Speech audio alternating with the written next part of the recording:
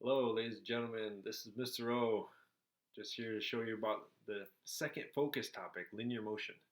So, if you're studying AP Calculus and you're looking for some good tips, follow along with me. Hopefully, we get some good ones. All right, um, let's jump right in. Got a little tiny Mr. O now. Well, here we are. Focus topic 2, linear motion. Let me just run through a couple things with you, and then we'll do one quick problem together, and you'll be on your way. Please let me know if you have any questions. Happy to help in any way I can. Okay, so things students should be able to do. Understand and use the relationships above. So since this is the second of the topic, we're talking about accumulation, rate of change, stuff like that.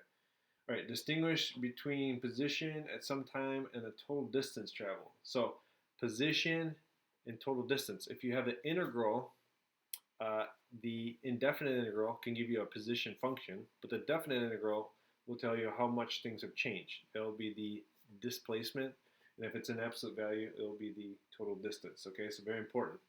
The total distance uses the absolute value. The net distance, or the displacement, is without the absolute value, so very important. All right, notice that when you have an integral, you are given the how much things have changed from A to T, or whatever it might be. This here will be your initial condition, very important. It says, note the displacement has not been used previously on AP exam, but as per the new course exam description, it may be used now. So you might have a displacement question, though it's never come up before. It's almost always total distance. All right, a couple of things here. Notice that this is accumulation function, just like in topic 1. Accumulation, what are we accumulating with a velocity? We integrate velocity. We're accumulating distance. All right, we're accumulating displacement. So we need to have an initial condition in order to know exactly where we're at. Without this initial condition, we would have no idea where we're at. If I travel down the road 10 miles and I say, where am I? You don't know. But if I say, here's where I started, and then I went 10 miles, then you know exactly where I was. And if I give you direction, obviously. All right, initial value differential equation problems are very important. Given the velocity or acceleration with initial conditions, find the position or velocity. These are easily handled with accumulation equation in the bullet above. All right, find the speed at a given time. Speed is the absolute value of the velocity. So that's not to be confused with your total distance. If I find the velocity, the speed is just the positive of that. Average speed, velocity, or acceleration, if you're trying to find the average. If you're given speed and they want the average speed, you integrate, divide by the interval. Same with velocity. If they want the average velocity and they give you velocity, you integrate the velocity, divide by how long you've been traveling at that speed. All right, determine if the speed is increasing or decreasing. Remember, speed increasing or decreasing, this is when you check the sign of the first derivative and the second derivative. If the signs of the first derivative, if you're given the position, so velocity, let's write it down. Velocity and the acceleration. If the velocity and acceleration signs are the same, the object is speeding up. If the velocity and accelerations are different, the thing is slowing down. If at some time the velocity and acceleration have the same sign, the speed is increasing, and if they have different signs, it's decreasing. If the velocity graph is moving away or towards, depending on which way we're going, are we increasing or decreasing? Okay, so are we going left or right? Sometimes it's left or right, sometimes up or down. Left would be negative, right would be positive. We'll do one like that in a minute. The difference quotient to approximate the derivative. All right, so if you're not given an exact location where the derivative would be, you can approximate using the difference quotient in a table. This is very popular in a table. They're saying, what is the approximate velocity at this moment when they give you the position at 5, position at 7. They're saying, what do you think the velocity is at 6? Well, you use the difference quotient. You find the slope between the points. All right, Riemann sum approximation, then units. Remember, we got you have to interpret meters per second, meters per second per second. All right, let's try one together. This is from 2017, and this is question number 5. And number 5 in your AP test is a non-calculator question. So fold these here so you can see the questions along with my answers. All right, so 2017, number 5. We're going to do this together. All right, let me read the question here. Two particles move along the x-axis from 0 to 8. Position of particle P at time given by this equation. This is position equation. While the velocity of the particle Q at time t is given by this velocity equation. Particle Q is at position x equals 5 when time t equals 0. Very important, because notice they give you one position equation, one velocity equation. So this is just a matter of reading the question properly, interpreting correctly. This is something that could be tricky if, like the mistake I made when I was going through it, could be tricky if you don't read it. If you read them both as position or both as velocity, that would definitely mess you up a little bit. All right, so let's take a look at part A. All right, part A. From time 0 to 8, when is a particle moving to the left?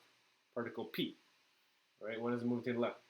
If I have a position function, position equation, how do I figure out which way it's moving? Well, we need to find the velocity. And in particular, if the object is moving to the left, we need to find out when the velocity is negative. So we take the derivative. Here's x prime of P. And the derivative equation, since this is natural log, be 1 over t squared minus 2t plus 10. And then using the chain rule, we got to multiply by the derivative of this, which would be 2t minus 2. Now you'll notice that t squared minus 2t plus 10, it's in the denominator. So if it was equal to 0, we would have undefined. But the good news is this can never equal 0. If you wanted to check it, do your discriminant, sorry. And b squared minus 4ac is always less than 0 in this case. b squared minus 4 times a times c would be negative, which means there's no solution to that as far as it's not going to equal 0. My point is this. Since I'm trying to figure out when the object is moving to the left, it'd be good to know when the object is stopped, because those are good opportunities to find out where it's changing direction, and so on and so forth. So the interval starts at 0, and the interval ends at 8. But where, if ever, is this object stopped in the meantime? Well, let's set this equal to 0. We say x prime sub p equals 0 when this equals 0. So wouldn't that be when t equals 1? All right, so at 1, it stopped, and then we just need to figure out when is the object moving left or right from there. So we're using the velocity now. That's this velocity. We're not jumping back to position up above. We're looking at velocity. When is the velocity negative? Well, if I plug in 0.5 into, this is my number line. If I plug in a 0.5 into this derivative, this velocity equation, plug in 0.5 here, I get negative. The bottom is always positive. So I get negative here, bottom is positive, so it's negative.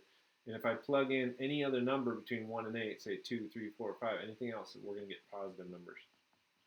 So to answer the question, for 0 to 8, when is the particle P moving to the left? P is moving left from 0 to 1. In interval notation, at 0, it is still moving left. At 1, it is stopped. So we can include 0, but not 1. All right, so moving left. More off the page a little bit.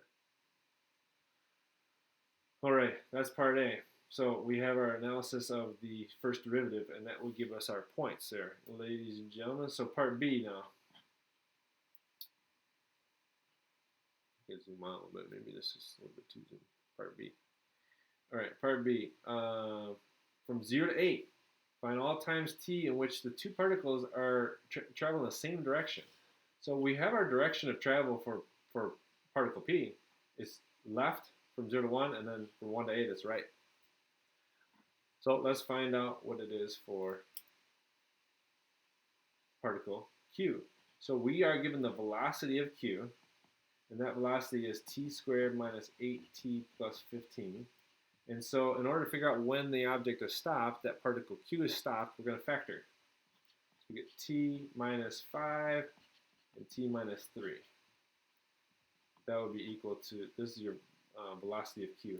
And so we find that when, if we want to know when the velocity is 0, we need to solve this. We get t equals 5, t equals 3. And so we can use the number line again.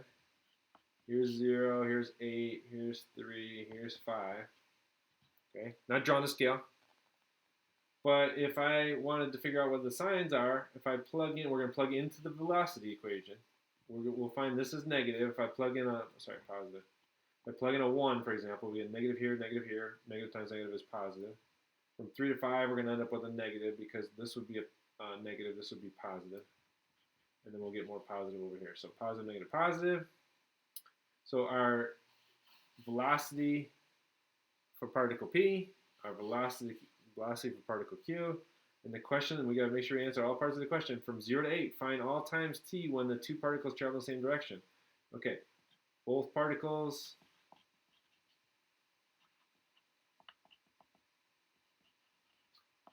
travel, and in this case, they're both going to be traveling to the right in both intervals. Because from starting at 1, this particle is positive the rest of the way.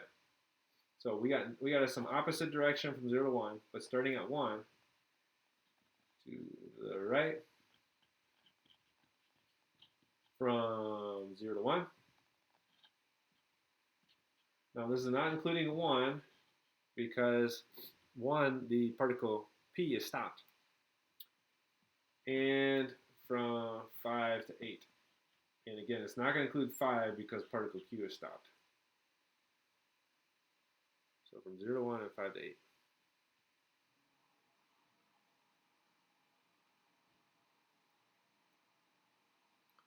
All right, let's try letter C. Find the acceleration. Find the acceleration of particle Q at time t equals 2. Is the speed of the particle Q increasing, decreasing, or neither at the time t equals 2? Explain your reasoning. Okay, very important, explain your reasoning. So here we go. C. Well, if we want to know acceleration, we need to take the derivative of the velocity. We have the velocity up here, t squared minus 8t plus 15. So velocity of Q equals t squared minus 8t plus 15. That means the acceleration of Q, got a little carried away with my A there, acceleration or the derivative of velocity will be 2t minus 8. And they want to know what is the acceleration particle Q at time 2. So we plug a 2 into here and we get 2 times 2 is 4 minus 8 is negative 4. Okay, so the question is, find the acceleration, done. Is the speed of the particle increasing, decreasing, or neither? Well, what is the velocity of Q at 4? Well, we already talked about this up here. Velocity of Q at 4 is negative.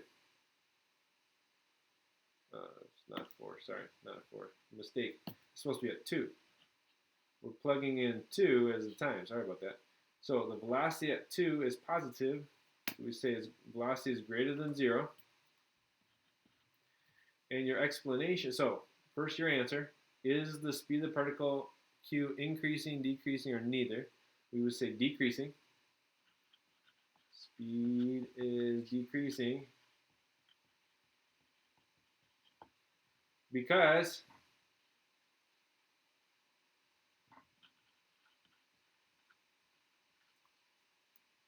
we could say velocity is greater than 0 and acceleration is less than 0. So the particle is decreasing, the speed of the particle is decreasing. That's a good explanation. And then D, find the position of the particle. This is one of my favorite parts here. Find the position of the particle Q the first time it changes direction. So when does it change direction? We go all the way back up to part B.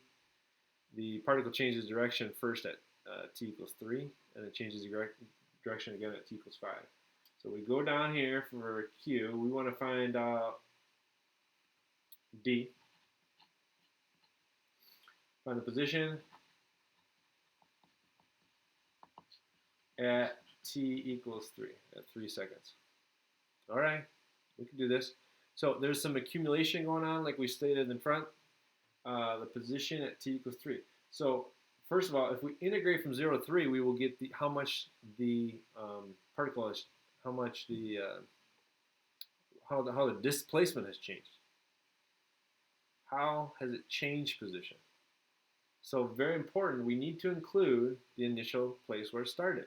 And in the problem, particle Q is at position x equals 5 when t equals 0. So we need to do an integral here because we're accumulating. This is only velocity. We need to figure out how does the position change. So we'd say the position, or x of Q, at 3 seconds. We started at 5. And then we integrate from 0 to 3.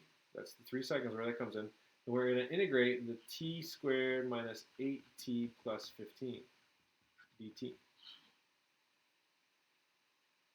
This is your equation. You get 1 point for this. This is a 3-point part.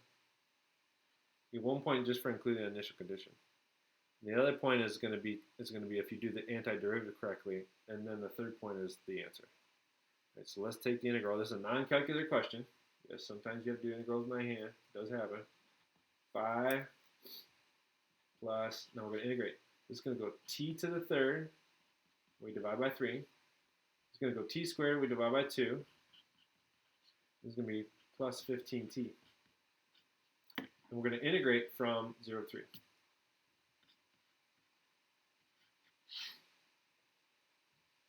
All right, here goes nothing. We plug in a 3.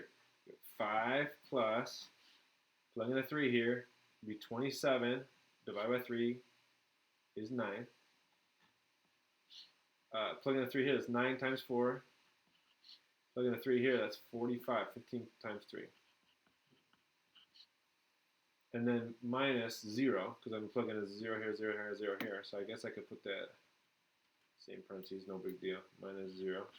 So 5 plus this antiderivative, this definite integral, and we get 23 if you add all those up. Okay, find the position of the particle. Now, if you didn't show your work and all you wrote was 23, you get credit for the answer. But they want you to show that you're using initial condition. They want you to show the antiderivative. So 1 point, 1 point, 1 point, 3 points for that part. All right, ladies and gentlemen, I've included, for the viewers at home, I've included some other questions. 2009, number 1. That's a great question. 2013, number 2. And 2011, number 1. Okay, so number 1, number 2, number 1, those are all calculator problems. And so try some of those. I wish you well. I hope you learned a couple things here. And have a wonderful day.